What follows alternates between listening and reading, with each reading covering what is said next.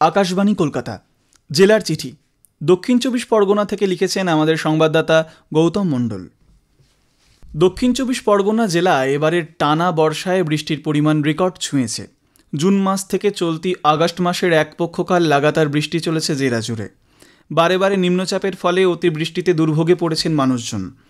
জেলার অন্য অংশের তুলনায় সুন্দরবনে বৃষ্টির পরিমাণ বেশি। এই বৃষ্টির ফলে জেলার একাংশে আমন চাষের সুবিধা মিললেও সুন্দরবন এলাকায় অতিরিক্ত বৃষ্টির ফলে বীজতলা তৈরিতে সমস্যায় পড়তে হয়েছে। বীজতলা পৌঁছে গিয়েছে নামখানা, সাগর, কাকদ্বীপ ও পাথর প্রতিমা ব্লকে। ফলে সুন্দরবনের অনেক জমিতে এখনও আমন ধান রোয়ার কাজ শেষ হয়নি। সবজির জমিতে জল জমে যাওয়ায় পচন ধরেছে। তবে ডায়মন্ড হারবার মহকুমায় তুলনায় কম বৃষ্টিপাত হওয়ায় আমন ধান রোয়ার কাজ শেষ হয়েছে। অন্যদিকে নাগাড়ে বৃষ্টি ও অমাবস্যা পূর্ণিমার কোটালের জেরে সুন্দরবনের নদী ও সমুদ্রের জলস্তর কয়েকগুণ বৃদ্ধি পেয়েছে। ফলে দুর্বল বাঁধ উপচে নোনা জল ঢুকে ক্ষতিগ্রস্ত হয়েছে পাথর প্রতিমার গোবর্ধনপুর, মৌসুনী দ্বীপ ও গঙ্গাসাগরের কপিলমুনির সমুদ্রতট। সবচেয়ে বেশি ক্ষতিগ্রস্ত হয়েছে গোবর্ধনপুর এলাকা। বঙ্গোপসাগরের লাগোয়া এই জনপদটি কার্যত নোনা জলে বিপর্যস্ত। 50টিরও বেশি বাড়ি জলমগ্ন, ডুবেছে পুকুর, চাষের জমি। সব হারিয়েছে প্রান্তিক মানুষগুলি। অন্যদিকে গত কয়েক বছর ধরে গঙ্গাসাগরের কপিলমুনি আশ্রমের সামনে যে ভাঙন শুরু হয়েছিল, এবার আরও বড় আকার নিয়েছে। কপিলমুনি আশ্রমের কাছে চলে এসেছে সর্বগ্রাসী সাগর। ভাঙনের জেরে ছোট দোকানিরাও রুটি রুজি হারাতে চলেছে।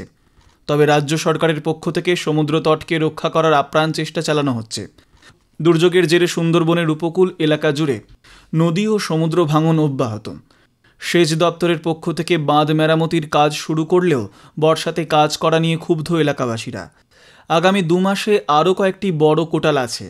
সেই সময় সুন্দরবনের বেহাল নদী ও সমুদ্র বাঁধ উপচে আরও এলাকা প্লাবিত হওয়ার আশঙ্কা থেকেই যাচ্ছে। অন্যদিকে লাগাতার বৃষ্টির জেরে শাক সবজির দামে ব্যাপক প্রভাব পড়েছে। সব সবজির দাম ঊর্ধ্বমুখী। 15ই জুন থেকে শুরু হয়েছে গভীর সমুদ্রে মৎস্য শিকার। বিশেষ করে এই সময় ইলিশের মরশুম। ট্রলারগুলি ইলিশ ধরতে ব্যস্ত।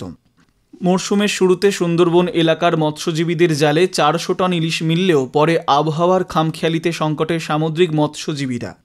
গত 2 মাসে একাধিকবার বঙ্গোপসাগরে নিম্নচাপ তৈরি হয়েছে। নদী ও সমুদ্র উত্তাল থাকায় মৎস্যজীবীরা গভীর সমুদ্রে পাড়ি দিতে পারেনি। ফলে ইলিশের যোগান কমেছে। এরই মধ্যে কাকদ্বীপের 3টি ট্রলার বাংলাদেশ জলসীমায় ঢুকে পড়ায় আটক করেছে বাংলাদেশ নৌবাহিনী। গ্রেপ্তার হয়েছে 47 জন ভারতীয় মৎস্যজীবী। এরা সকলেই কাকদ্বীপ এলাকার বাসিন্দা। অন্যদিকে বন দপ্তরের পক্ষ থেকে সুন্দরবনের প্রান্তিক মৎস্যজীবীদের হেনস্থা ও নতুন নির্দেশিকা ঘিরে শুরু হয়েছে জোর বিতর্ক। ইতিমধ্যে সুন্দরবনের কোর এলাকায় মাছ ধরার ওপর নিষেধাজ্ঞা জারি করায় বিক্ষোভ দেখিয়েছেন মৎস্যজীবীরা। নতুন নির্দেশিকা বাতিলের দাবি জানিয়েছেন তারা। সুন্দরবনের বিভিন্ন বিট অফিসে ডেপুটেশন দেওয়ার পাশাপাশি প্রতিবাদ কর্মসূচি চলছে। জেলা জুড়ে ৭৯তম স্বাধীনতা দিবস পালন হয়েছে যথোচিত মর্যাদার সঙ্গে। আলিপুরে জেলাশাসকের কার্যালয়ের সামনে জাতীয় পতাকা উত্তোলন করেন জেলাশাসক সুমিত গুপ্তা। এছাড়া জেলার ডায়মন্ড হারবার, বারুইপুর, ক্যানিং, কাকদ্বীপ মহকুমায় মহকুমা শাসকরা জাতীয় পতাকা উত্তোলন করেন। এছাড়া বিভিন্ন রাজনৈতিক দল ও সংস্থার পক্ষ থেকে 14ই আগস্ট মধ্যরাতে জাতীয় পতাকা উত্তোলন ও সাংস্কৃতিক অনুষ্ঠানের আয়োজন করা হয়। 16ই আগস্ট জেলা জুড়ে খেলা হবে দিবস পালন করা হয়। বিভিন্ন এলাকায় ফুটবল প্রতিযোগিতার আয়োজন করা হয়। কবিগুরু রবীন্দ্রনাথ ঠাকুরের প্রয়াণ দিবস পালন করা হয় তথ্য ও সংস্কৃতি দপ্তরের উদ্যোগে। জেলার একাধিক স্থানে দিনটি রবীন্দ্রনাথের কবিতা, গানে, নাটকে পালন করা হয়। রাখি পূর্ণিমার দিনটি সরকারি অনুষ্ঠানের আয়োজন করা হয়েছিল জেলার বিভিন্ন স্থানে। এছাড়া এদিন সুন্দরবন এলাকার পড়ুয়ারা ম্যানগ্রোভে রাখি পরিয়ে সুন্দরবন রক্ষার শপথ নেয়। অনেক স্কুল পড়ুয়া নিজেরাই রাখি তৈরি করেছিল। সেই রাখির মধ্যে দেওয়া হয়েছিল বিভিন্ন গাছের বীজ।